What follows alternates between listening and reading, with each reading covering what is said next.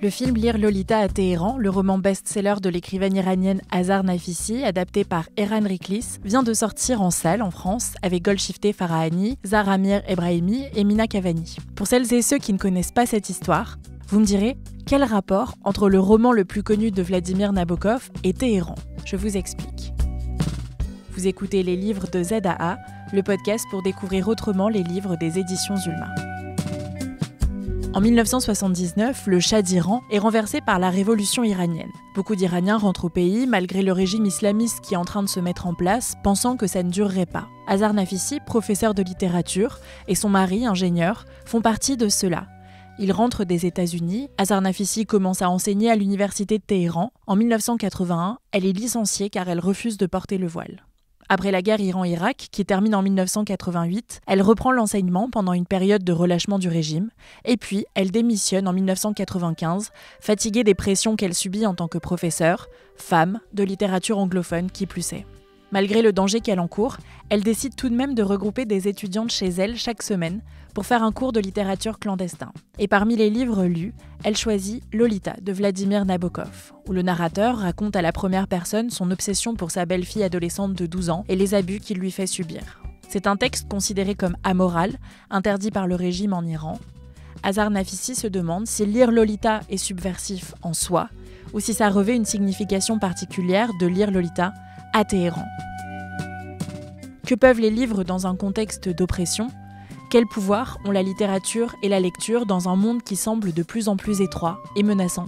J'en parle avec Azar Nafisi depuis Washington où elle habite. Hi Dr. Nafisi, how are you doing? I don't know. Je ne sais pas comment je vais, mais disons que ça va. Lire Lolita à Téhéran, lire dangereusement, la lecture est partout dans vos textes. Dans Mémoire captive, vous parlez par exemple de votre mère qui racontait beaucoup d'histoires et de votre père qui vous a transmis son sentiment sacré envers la littérature. Est-ce que vous pouvez nous dire quelle place les histoires et les livres occupaient dans votre vie familiale et ce qu'elles représentaient pour vous quand vous étiez enfant et puis adolescente ? J'ai presque commencé à avoir conscience de moi-même en tant que personne avec les livres. Tous les soirs, je devais avoir 3 ans et demi. Tous les soirs, mon père me racontait ou me lisait des histoires. Il était très démocratique.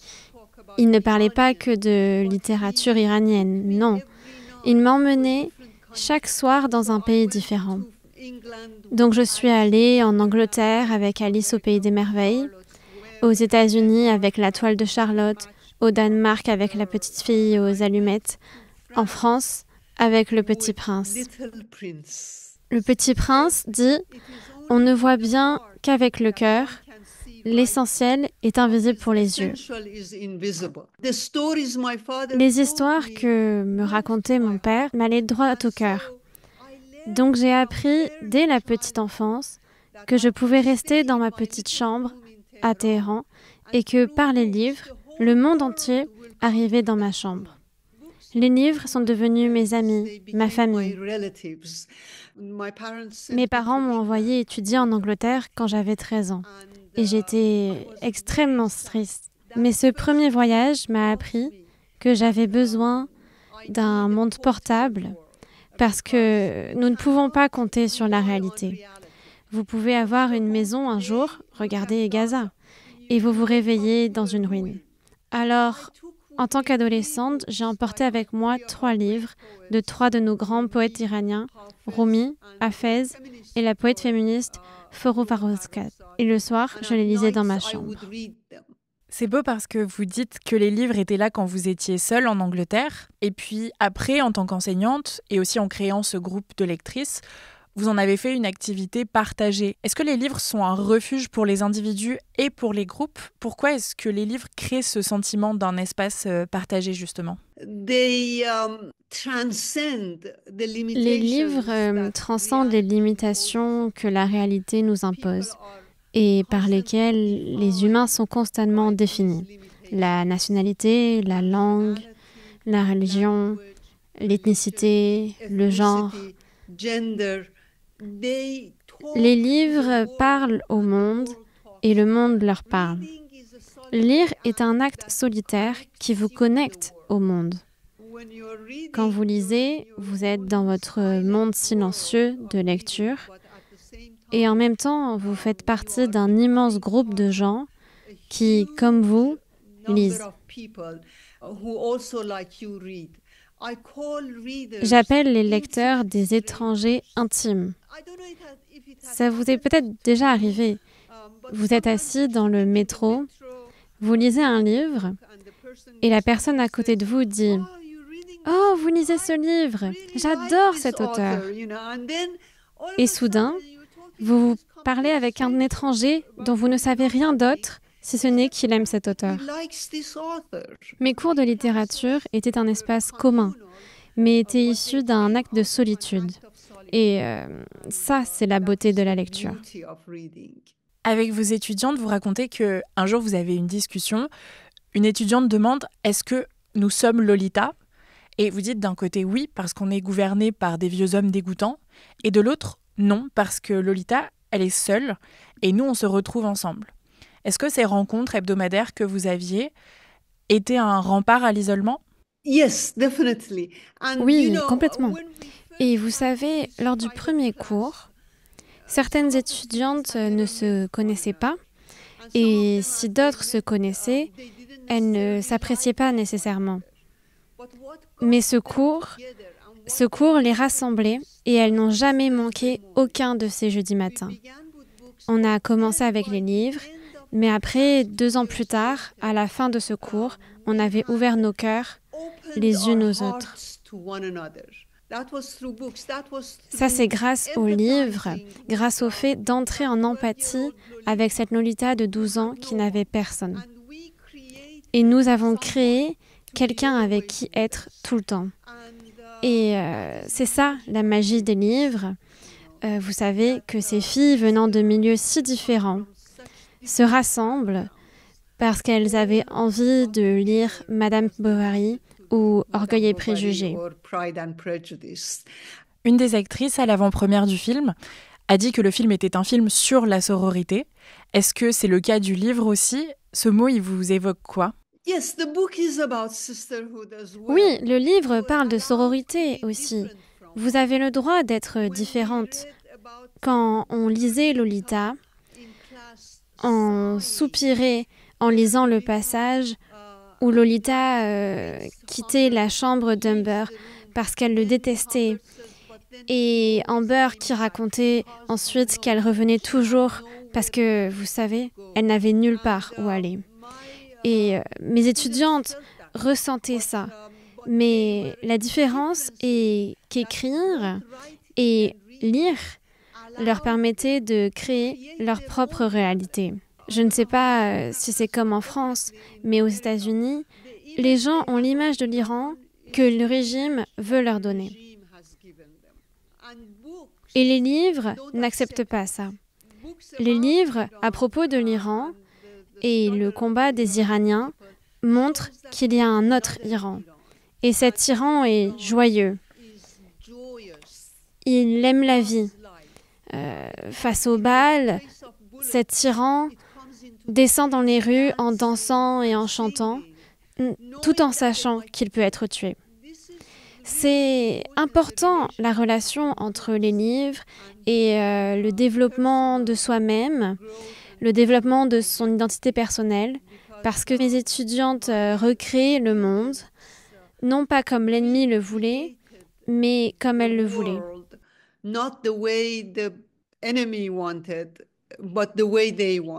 Vous disiez qu'on est connecté à d'autres gens par le simple fait de tenir un livre dans nos mains si quelqu'un le reconnaît. Cet objet qui est si inoffensif, en un sens, c'est juste un tas de papier.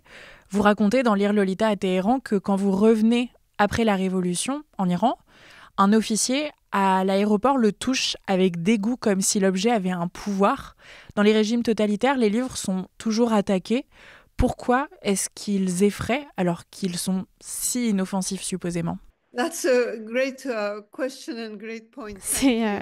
C'est une très bonne question, merci.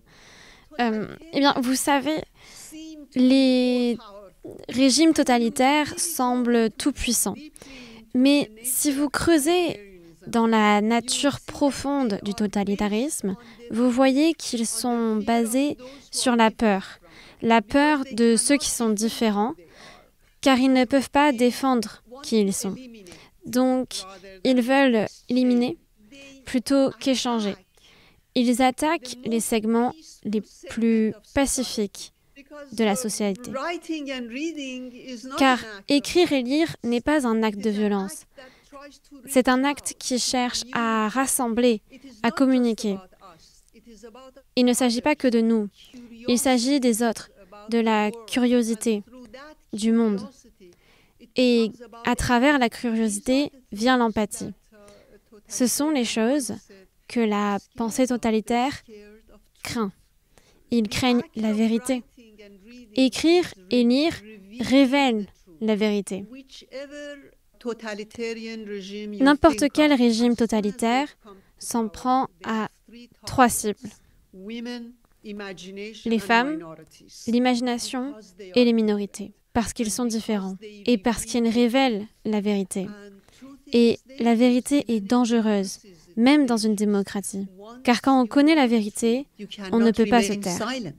Au début de l'interview, vous racontiez que votre père était très démocratique dans ses choix de livres. C'est drôle que vous ayez choisi ce mot pour dire qu'il choisissait la diversité.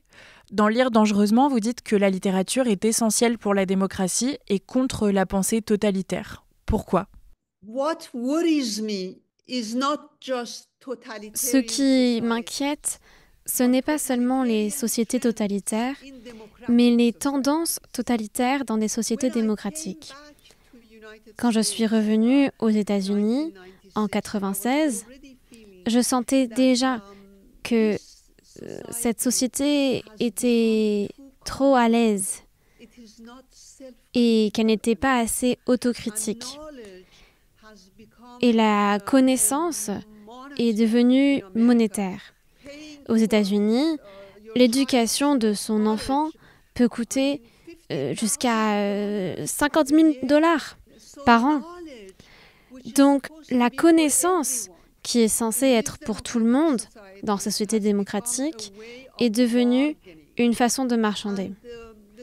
Et la deuxième chose, c'est que le savoir est devenu idéologique. Le savoir n'est pas une idéologie, c'est une façon de regarder le monde, de s'y connecter et de changer le monde. Je m'inquiète pour les sociétés démocratiques et à la fin de Lire Lolita à Téhéran, dans le dernier chapitre, je parle de Saul Bellow.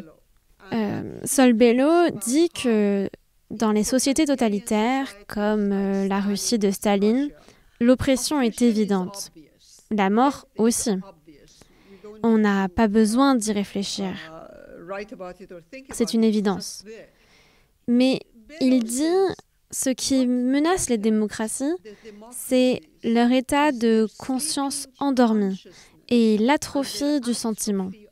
Et la liberté a un prix. Il faut être vigilant. Être démocratique, c'est difficile, ce n'est pas confortable. Et vous savez, quand des étudiants me disent « ça me met mal à l'aise, ça me dérange, ça m'offense », je leur rappelle que James Baldwin disait que les artistes sont là pour déranger cette tranquillité. On lit parce qu'on ne sait pas. On ne lit pas pour confirmer ce qu'on sait déjà. Et ce qui m'inquiète à propos des sociétés démocratiques d'aujourd'hui, c'est ça. Il faut savoir que la réalité est dérangeante. La réalité n'est pas confortable. Alors, si vous ne pouvez pas lire un livre qui vous dérange et vous autorisez à y prendre du plaisir, alors comment allez-vous faire face à la réalité ? Je suis souvent tentée de penser que les livres prédisent le futur ou nous aident à comprendre notre réalité, justement. Mais dans Lire Lolita, vous dites, dans la première page, « Ne réduisez en aucun cas une œuvre de fiction à une copie de la réalité. Ce que nous recherchons dans ces livres, ce n'est pas tant la réalité que l'apparition soudaine de la vérité. » Quelle est la différence entre la réalité et la vérité ? Et comment les livres nous aident alors à comprendre notre réel ? La réalité est très complexe. Il n'y a pas que le réel, il y a les apparences. Et la fiction va au-delà des apparences. Elle nous montre la vérité, et pas seulement à propos du monde, mais de nous-mêmes. Le meilleur exemple pour moi est Alice au Pays des Merveilles. Vous vous souvenez? Alice s'ennuyait et elle voulait découvrir quelque chose de nouveau. Et elle voulait savoir... alors, elle court après ce lapin blanc et plonge dans le trou sans même se demander « Est-ce que ça ressemble à ma réalité ?» Non, ça n'y ressemble pas. Vous allez dans le monde de la fiction. Et tout dans ce monde, tout existe dans notre monde à nous, mais différemment. Les fleurs, les animaux, par exemple, ils parlent. Que se passe-t-il si on va au fond de la vérité du livre Alice au Pays des Merveilles? À chaque fois qu'Alice demande à une créature « Qui êtes-vous ?», la créature répond « Qui êtes-vous ?» Donc, quand vous lisez de la fiction fait deux choses. Elle vous montre le monde d'une façon que vous ne l'avez jamais vu. Vous n'avez jamais vu un chat comme le chat du Cheshire, mais en même temps, la fiction vous fait rencontrer l'étranger en vous. C'est comme ça qu'on peut prédire le futur, qu'on peut comprendre le passé, faire face au présent. C'est en voyant le monde avec un regard neuf. Tolstoï disait des yeux nettoyés. Et on voit le monde qui est le nôtre et à la fois non. Notre réalité et à la fois non.